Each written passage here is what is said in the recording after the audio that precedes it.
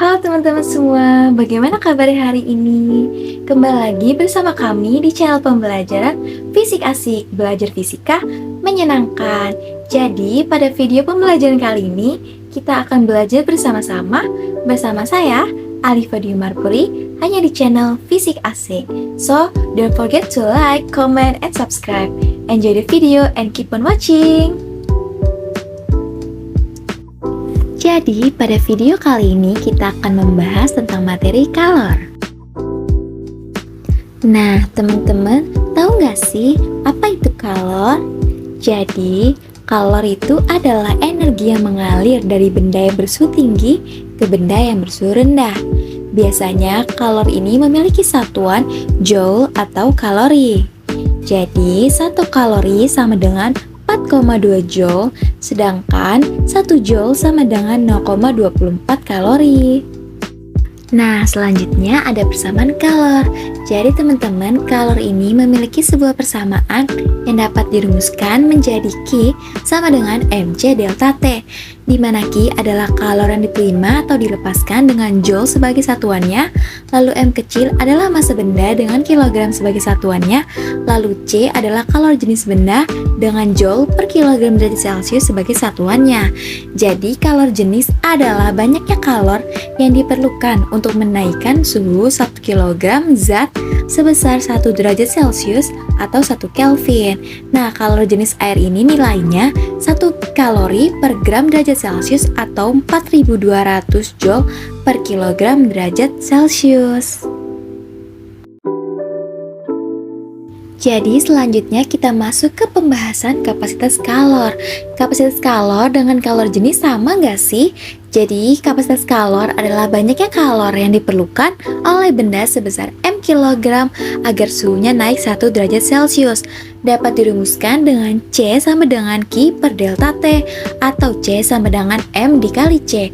Dengan C besar adalah kapasitas kalor memiliki satuan joule per derajat Celcius. Q adalah kalor yang diterima atau dilepaskan dengan joule sebagai satuannya, M adalah massa benda dengan kilogram sebagai satuannya, lalu C kecil adalah kalor jenis benda dengan satuan joule per kilogram derajat Celcius, delta T perubahan suhu benda. Lalu kalor dapat merubah wujud zat padat, cair, dan gas. Perubahan benda tersebut disebabkan karena benda dapat menyerap atau melepaskan kalor. Perubahan wujud benda yang menyerap kalor adalah mencair, menguap, dan menyublim. Sedangkan perubahan wujud benda yang melepas kalor adalah membeku, mengembun, dan mengkristal. Selanjutnya kita akan membahas kalor lebur atau kalor beku. Jadi jumlah kalor yang diperlukan untuk mengubah zat padat menjadi zat cair pada titik leburnya disebut kalor lebur. Sedangkan jumlah kalor yang dilepaskan untuk mengubah zat cair menjadi zat padat pada titik bekunya disebut kalor beku. Jadi kalor lebur sama dengan kalor beku.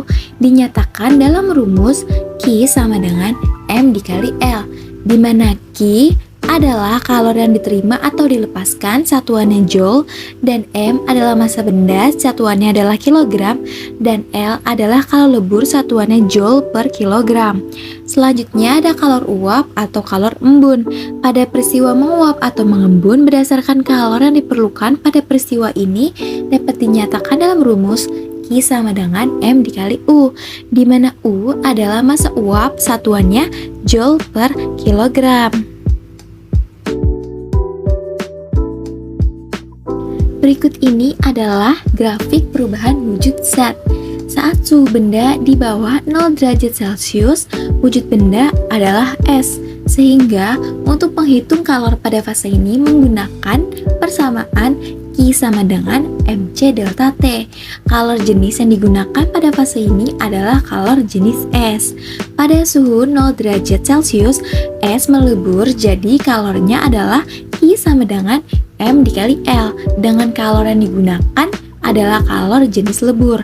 Selanjutnya, pada selang suhu 0 derajat Celcius sampai 100 derajat Celcius, kalor dihitung dengan rumus Q sama dengan mc delta T. Pada fase ini, zat wujudnya cair. Kalor jenis yang digunakan adalah kalor jenis air. Pada suhu 100 derajat Celcius, benda mengalami penguapan. Kalor yang dibutuhkan pada fase ini adalah Q sama dengan M dikali U. Kalor yang digunakan adalah kalor jenis uap. Selanjutnya, pada fase gini, gas akan mengalami kenaikan suhu, sehingga persamaan yang digunakan adalah Q sama dengan MC delta T. Kalor yang digunakan adalah kalor jenis gas. Oke teman-teman, dapat dipahami ya? Nah, teman-teman, jika ada dua zat yang disatukan, maka zat yang suhunya tinggi akan melepas kalor, sedangkan zat yang suhunya lebih rendah akan menerima kalor. Maka jumlah kalor yang dilepas sama dengan jumlah kalor yang diterima, sehingga peristiwa ini disebut dengan azas Black. Secara matematis, azas Black ini dirumuskan dengan Q lepas sama dengan Q terima, di mana rumusnya M1 dikali C1 dikali delta T1 sama dengan M2 dikali C2 dikali delta T2, yaitu M1 dikali C1 dikali T1 dikurang TC sama dengan M2 dikali C2 dikali TC min T2, dengan M1 massa benda bersuhu tinggi, M2 massa benda bersuhu rendah dengan satuan kilogram, C1 kalor jenis benda bersuhu tinggi, C2 kalor jenis benda bersuhu rendah, satuannya Joule per kilogram derajat Celcius dengan T1 suhu tinggi, T2 suhu rendah, TC suhu campuran dengan satuan derajat Celcius. Nah, selanjutnya kita akan membahas tentang perpindahan kalor. Tahukah teman-teman, saat kita memanaskan air maka akan terjadi perpindahan kalor. Perpindahan ini terjadi secara konduksi pada gagang tutup panci, konveksi pada partikel air, dan radiasi berupa pancaran api di sekitar kita. Nah, oke teman-teman, kita refresh kembali. Pada video materi kali ini, kita sudah membahas tentang persamaan kalor, yaitu Q lepas sama dengan Q terima dengan Q M kali C delta T. Lalu perubahan wujud zat, di mana melepas kalor yaitu membeku, mengembun, dan mengkristal, dan menerima kalor, mencair, menguap, dan menyublim. Lalu ada azas Black, Q lepas sama dengan Q terima, dan perpindahan kalor, yaitu konduksi, konveksi, dan radiasi. Nah, teman-teman, video pembelajaran kali ini kita cukupkan terlebih dahulu ya. Bagaimana nih? Sudah pada paham belum? Sudah ya? Terima kasih sudah belajar bersama kami di channel Fisik Asik. Belajar fisika menyenangkan. See you on the next video. Goodbye.